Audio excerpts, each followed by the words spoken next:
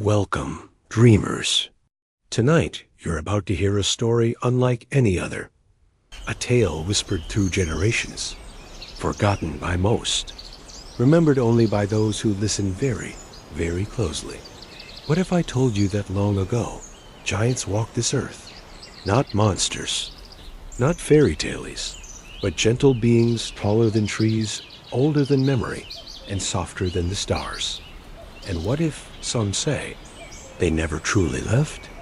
It's a mystery, a lullaby, a slow walk into the misty past, where shadows are taller footsteps, echo longer, and truth feels a lot like dreams. So find a comfortable place, close your eyes, and let your mind drift back to a time when humans weren't alone, and the earth still hummed with ancient footsteps.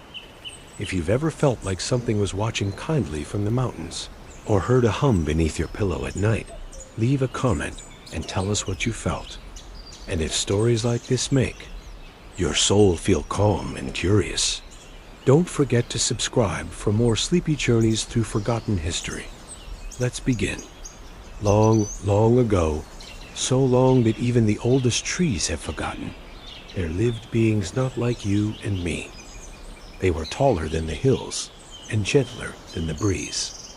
They were the first people, or as the small folk came to call them, the giants. Their footsteps were slow, patient, and soft, even though their feet were as wide as boulders. When they walked, the ground did not shake, for they were careful not to disturb the sleeping roots of the world. They lived in the high places, behind the clouds, within the folds of quiet mountains, where the snow stayed white and the air spoke. In whispers, they had no need for fire. The warmth of the sun lived within their skin, and the moon's glow cooled their dreams at night. Their homes were carved from cliffs and clouds, woven from moss and crystal, with roofs open to the stars. Never spoke loudly. Their words came out as soft vibrations hums that rolled through the air like lullabies. Birds followed those songs. Rivers slowed to listen. They were the shepherds of stillness, and for a long, long time, they believed they were the only ones who dreamed beneath the stars. But the world was changing.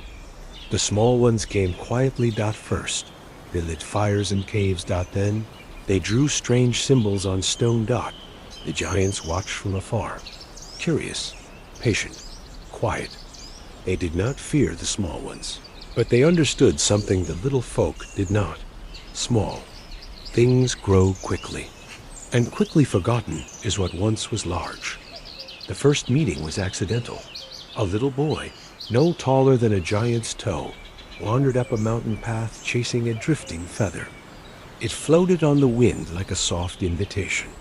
Higher and higher he climbed, until he came to a place where no human had ever stood. In the hush between two peaks, he met her, a giantess sitting with her arms wrapped around her knees, humming a melody so old that the stars stopped twinkling to listen. She did not move. She only watched the boy.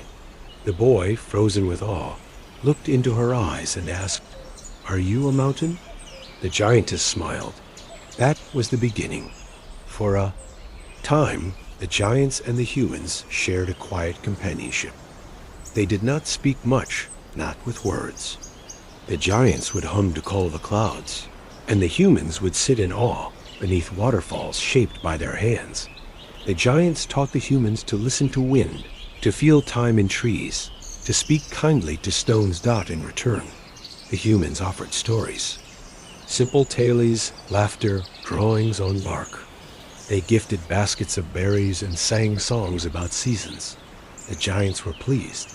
And yet, there was something the humans could not stop doing, asking questions. They asked where the giants came from. They asked if giants could live forever. They asked if giants could carry them to the stars. And slowly, gently, the giants began to step away. It was not anger. It was not fear. It was simply the way of all things. Giants are like dreams. You must not try too hard to hold them, or they vanish into the morning. The humans built cities. The cities became louder. The louder they became, the quieter the giants grew. Until one day, the last child to ever see a giant sat by the river, listening to a hum she couldn't find the source of. She wrote it down in symbols no one understood. She told her children. Once, the earth sang back. They laughed. They always laugh when stories are too big to fit in books. Part V. The sleepy mountains still wait, even now. They say there are places on this earth where the air feels thick with memory. Where the trees are bent slightly not by storms, but by hands long gone. Where echoes don't repeat your words, but whisper something slower, deeper. Some believe the giants still live. Not gone, not dead. Just waiting. In caves hidden by vines. In valleys only seen in dreams. In the folds of mountains that breathe in the dark. Sometimes, on very quiet nights, people report hearing low humming, not mechanical, not wind, not wails. Just a sound too large for the ears, but perfect for the heart. Maybe it is nothing. Or maybe they are still here. Listening, watching, waiting for us to slow down again. There was once a man named An, a humble storyteller from the valley of Valley. Alderwin. He was neither rich nor wise, but he had one great gift. He remembered. He remembered tales whispered by grandmothers, etched into firewood, and scribbled into forgotten cave walls. And among them, the story of the giants was his favorite. Not because it was grand, but because it felt true. As a child, Un had wandered into a forest where no path lay. He claimed to have seen a hand massive, mossy, and gentle, reaching from the earth to replant a fallen tree. He never saw the face, but he heard a humming that brought tears to his eyes, a song like a farewell, or a blessing. As he grew older, Un told the story over and over to children by candlelight. But one year, something changed. The kings came, with their soldiers and torches and iron boots, and they asked him, "Is the story true?" Un, nervous and tired, laughed and said, "Of course not. It's only a bedtime tale." And with that, something quiet inside him cracked. Because in trying to protect the story, he had helped the forgetting. Part 7. The Girl and the Stone. But the giants were not entirely gone. In the northern ridges, where frost slept year-round and moonlight danced across the snow, a girl named Luma had a secret. She was born with strange dreams of enormous faces made of starlight and soil, dreams of lullabies sung without words. Her village thought her odd, but she didn't mind. One cold evening, while gathering firewood, she found a smooth, palm-sized stone that hummed when she held it. Not a loud hum, a heartbeat. Warm, ancient. She kept it under her pillow, and each night she dreamt of a voice saying the same thing. We did not leave. You stopped listening. Part 8. The Echo Grove. Luma followed the dreams, across frozen rivers, to thickets untouched by blades, until she came to a quiet grove, filled with fallen leaves that never crunched. They were too soft, as if time had cushioned them. There, she heard a humming wind. Not from the sky, but from beneath her feet. Dug with her hands until her fingers ached and bled, and she found it, a stone circle, ancient and glowing faintly in the moonlight, inscribed with symbols she had never learned, but somehow understood. They said, "We walked with care, we watched with joy, we stepped away when the world no longer made room." Suddenly, a great shadow passed over the moon. Not a bird, not a cloud, something taller. She looked up. And saw nothing, only mist. But she felt it. Like standing beside a sleeping mountain. Luma returned to her village. She told them everything. They laughed, gently at first, then cruelly. They called her stone mad. The elders whispered that she was unwell, possessed. And though she wanted to scream to prove them wrong, She remembered the voice from her dreams. We did not leave. You stopped listening. So she did something strange. She stopped speaking of them, and instead, she taught the children to listen not to the hum of trees, not to the stillness of rain, not to the feeling beneath their feet, that something very old still pulsed. There, and they began to feel it. 2 years passed. Luma grew old, but she never stopped going to the Echo Grove, not once. And though she never saw the giants again, she always left food at the edge of the stones. A pear, a feather, a carved story, a drawing made by a child. One day, she didn't return, but the children did, and one of them found her pillow stone, still warm. And it hummed louder than before. Centuries slipped by like shadows at dusk. The stone was passed down, though few believed. In its song, until one night, in a faraway city of glass and wires, a girl named Kaya found it in an antique shop. She touched it and dreamed of mountains breathing, of fingers, weaving stars into rivers. Of a sadness too big to speak aloud. The next morning, she boarded a train to nowhere. Left behind her phone, her screens, her noise, and headed for the hills. There's a place that doesn't appear on maps. You won't find it with satellites. It doesn't exist until you fall asleep on the right mountain, with the right dreams in your pocket. But if you do, you'll wake to stillness. To a valley that hums. To trees that lean in as if listening. And maybe, just maybe, you'll see a shape in the mist, taller than a tower, eyes glowing like moons, watching kindly, waiting patiently, not to be found. Just to be remembered. The world is quieter than we think. So many things haven't left.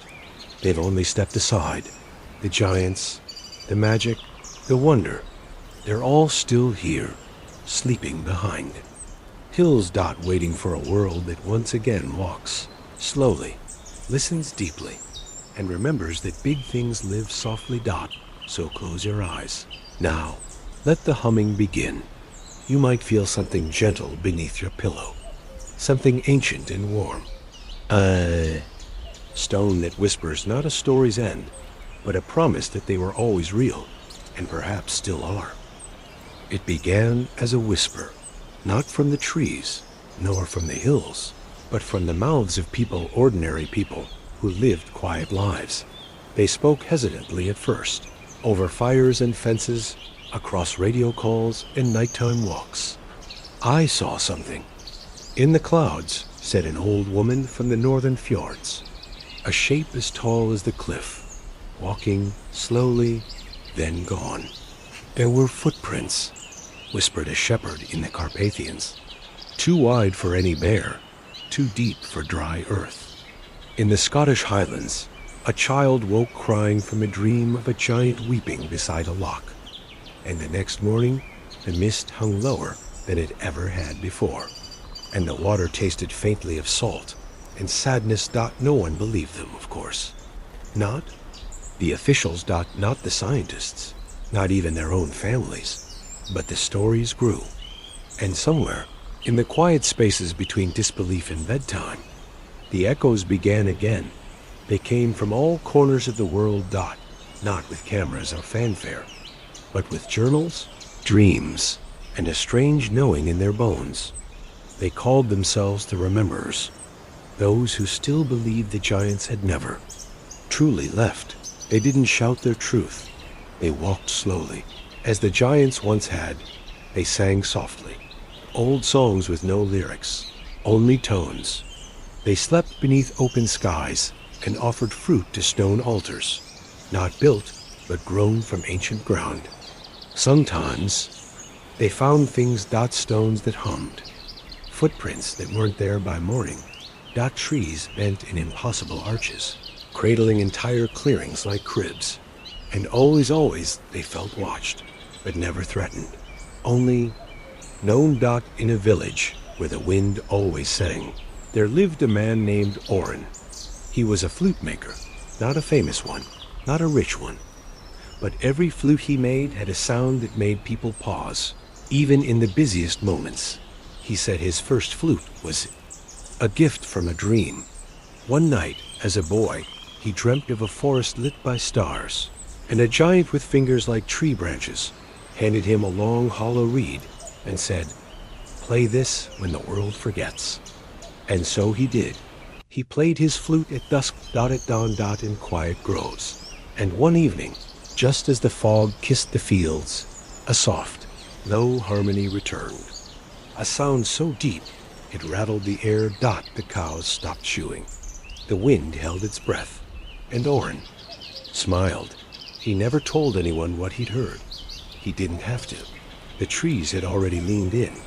High in the hills of Peru, in a village with no electricity and only 3 last names, something strange began to happen. People started having the same dream. A mountain, breathing slowly. A voice, humming beneath the soil. A hand, reaching out, not to grab, but to hold. Even those who never remembered their dreams began waking with tears on their cheeks and dirt beneath their fingernails. The village elder, blind since birth, said only this: "They are returning, not with steps, but with silence." No one spoke of it beyond the valley. But each night they left their doors unlocked and windows open, not in fear, but in invitation. It happened in Island, a coastal town where the sea often swallowed the shore in fog. A fisherman, old, patient, widowed, was rowing home late when the tide pulled strangely. The ocean stilled. Not calm dash, waiting. Then, from the mist, rose something vast. 2 amber eyes. A silhouette, taller than the lighthouse. Moss, draped like robes. Fingers as long as ships. The man dropped his oar. The giant raised a single finger, not to threaten, but to press gently to its lips. She then vanished. The man never fished again. He became the town's gardener. He only said, "There are things older than the sea, and kinder." Somewhere in a dense forest, 2 children found a smooth hill that hadn't been there the week before. They climbed it. At the top, they lay down on soft moss and giggled as the earth seemed to hum under them. One said it tickled. The other said it felt like breathing. They came back the next day, and the hill was gone, but the moss remained. And where they had lain, the grass had grown taller like arms, cradling something precious. And now, people are asking again, quietly, sleepily, on message boards, in notebooks, through lullabies. Are the giants still here? Did they ever truly leave? Or have we simply forgotten how to see them? The scholars laugh. The screens don't care. But some say, when the world grows too loud, the giants will walk again. They'll return not as conquerors, but as reminders of what it means to be slow and kind and very, very still. The ending that never ends. Now, dear listener, as your breath slows and the room softens into shadows, remember this: the giants never vanished. They simply stepped aside, not because we failed them, but because they knew stories are strongest when rediscovered. And when someone somewhere sits quietly, closes their eyes, and listens not to the world outside, but the one beneath, they will return. Maybe not with feet, maybe not with form. But something gentler. A hum in the heart, a weightless warmth in the soul. A reminder that not everything real must be seen. Some truths are simply felt. Good night. Sleep well. And if the ground hums tonight beneath your pillow, don't be afraid. You're not alone. You've just remembered. There was a man once, Alan, they called him, who could no longer speak. Not because of sickness, nor sadness, but because he had spent so long in the mountains listening to wind. He forgot how to use words with edges. Instead, he spoke in gestures, pointed to the moon when it was rising, tilted his head when birds flew unusually quiet, and pressed his palm to the soil when he wanted to say, "Thank you." People thought him strange, but they left him alone. One morning, after a snowfall that came in summer, a trail of enormous footprints appeared outside Ellen's cabin. Not pressed in haste, not clawed or dragged, but perfect, round, soft impressions. In the snow, each one the size of a dining table, spaced apart just as if someone had walked slowly, thoughtfully. Pausing at his door, he stepped outside. The prints continued up toward the ridge. He followed them until they vanished. Not into forest, not into mist, but into thin air. He sat there until night fell. Then he smiled, and for the first time in 20 years, whispered, "I remember you." In the eastern plains, where the wind whistles like forgotten songs, there lies a single stone that sings after sunset. Travelers say it is shaped like a kneeling figure. Some say it's just a rock. Others claim it's a sleeping giant, turned to stone by time, still dreaming beneath the star's dot. No one has ever touched it and felt cold dot. It's always warm, like skin. A family once camped beside it. During a long journey dot at midnight, their baby began to hum in her sleep a melody. No one had taught her dot. It matched the faint vibrations pulsing from the stone. They left quietly the next morning, leaving behind flowers, bread, and a drawing their child had made, a tall shape holding a tiny hand, both smiling, surrounded by stars dot high in the southern mountains. There is a village where shadows behave differently dot. They move a little slower than the people they belong to. Sometimes, when no one is looking, they linger just a moment longer than they should. A researcher once visited, curious about the strange light. She documented everything. On her last night, she took a photo of the central square. Nothing unusual. But when she returned home and developed the film, she found something odd. Behind every villager stood a second shadow taller, broader, softer dot one for each person dot, as if someone larger was always standing behind them, dot watching, dot protecting, dot remembering dot. She never published the photo. Instead, she placed it in a drawer lined with velvet and opened it only on quiet nights when she missed her childhood. There was a painter, long ago, who stopped painting landscapes, people, even abstracts. Instead, he painted only emptiness dot blank canvases dot shades of mist dot faint footprints, curves of wind. People mocked him, called it madness dot, but if you stared long enough, some said you'd see more than emptiness. A hill that hadn't been there before, a shoulder rising from a riverbank, eyes closed, as if dreaming dot. One buyer claimed a painting hummed at night. Dot another said her child refused to sleep unless the blank canvas was near. The painter never explained. He only said, not everything visible is seen with the eyes. There's a forest whispered about in only the sleepiest towns. The locals call it still root dot. They say time moves differently inside it. Watches pause. Birdsong repeats. The sun forgets which direction it should set. And somewhere deep inside, there's a clearing where nothing grows, yet everything feels alive. Children who wander there often come back holding smooth stones, glow faintly for a few days, then go quiet. One child claimed a big sleepy man made of light carried her to a moss bed and sang her to sleep with no words. Her parents nodded, said it was a nice dream. But when they visited that clearing later, they found a perfectly round hollow in the moss, like a body had rested there, dot still warm. A woman named Neela lived by the sea. Each night, she lit a candle and set it at her window, though she never said why dot. Her neighbors believed she was waiting for someone. They were right dot every night. The wind howled across the cliffs, pulling at curtains, rattling shutters. But one night, it whispered her name. Not screamed dot, whispered dot. She stood at the edge of the rocks with her shawl wrapped tightly, staring into the mist dot. And then, a shape, vast, still, watching dot. She whispered, I never forgot. And from the shape, the wind hummed back. Nor did we. She returned home, smiled Dot, and slept for 13 hours.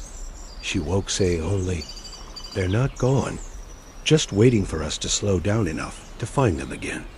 In every culture, there's a myth of something enormous that once walked the earth.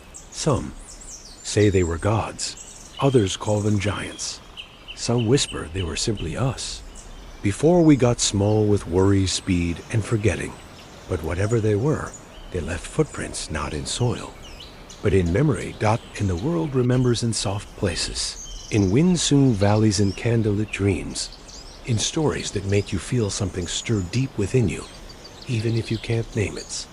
So tonight, if you close your eyes and the world goes very quiet, and you feel as though the stars are watching more closely than usual, and you hear a low hum beneath your breath that isn't quite yours, don't be afraid. You haven't gone mad. You're just remembering that once, a long time ago, something bigger than fear, something gentler than stone, walked beside us. Far beneath the surface of the earth, deeper than any machine has ever drilled, there are caverns where no light has ever touched. They are not empty. They breathe.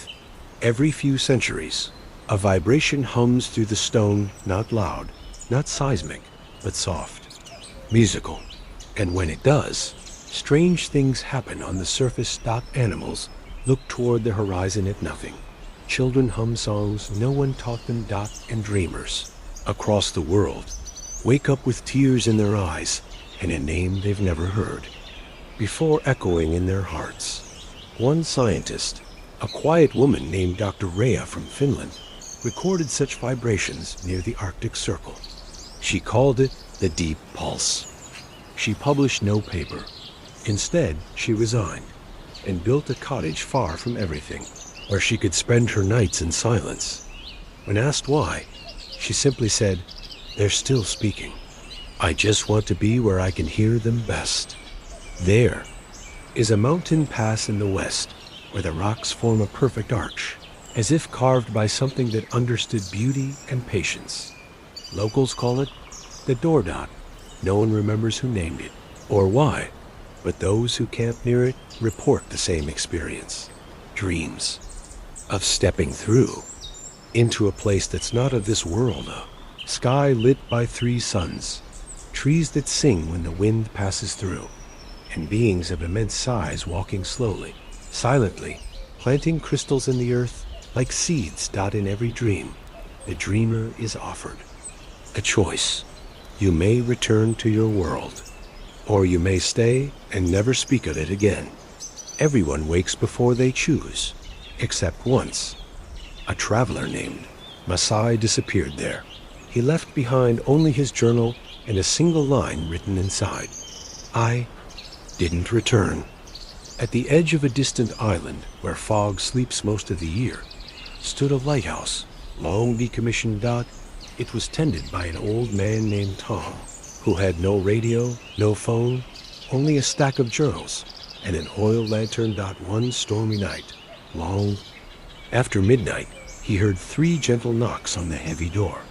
He opened it and saw nothing, only mist, sea spray, and silence. But when he looked down, he saw the outline of a footprint.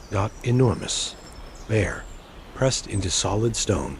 That night, he lit the lantern anyway and left a chair across from his own at the fire.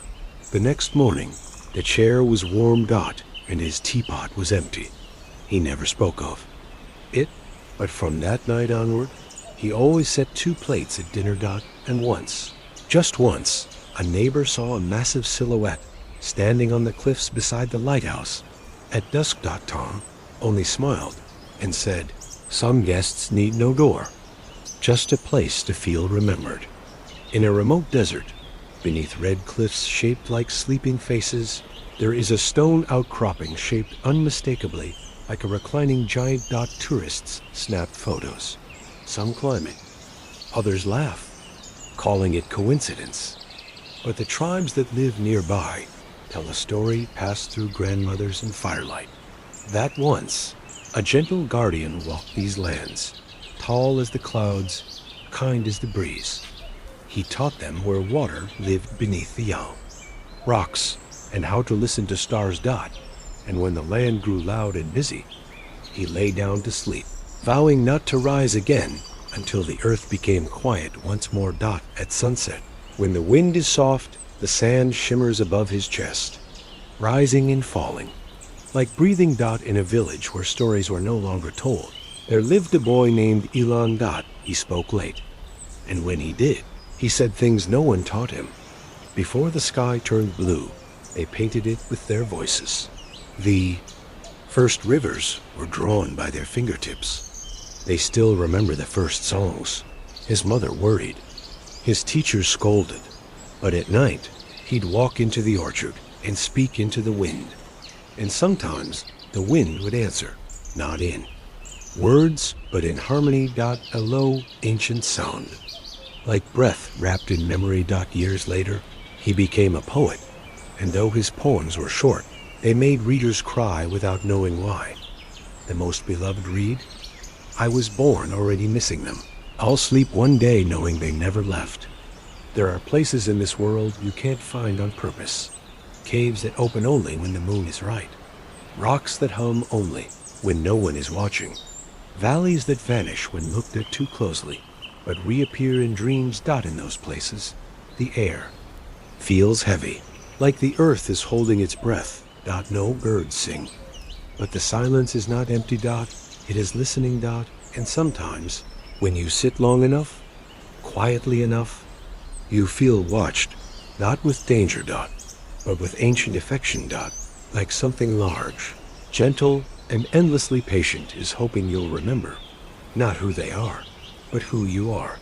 The world is growing louder again, but every once in a while, something soft slips through. A child dreaming of a giant hand cradling the stars. Hiker hearing a hum from a mountaintop they swore was empty. A woman standing on a balcony, watching a cloud move like a person walking slowly away. And all of them feel the same thing. They are near. They are listening. And they are waiting. Not for us to find them with eyes. But hearts that have grown still, enough to feel them again. So sleep now. Listener. Sleep with the weight of ancient kindness resting gently on your chest.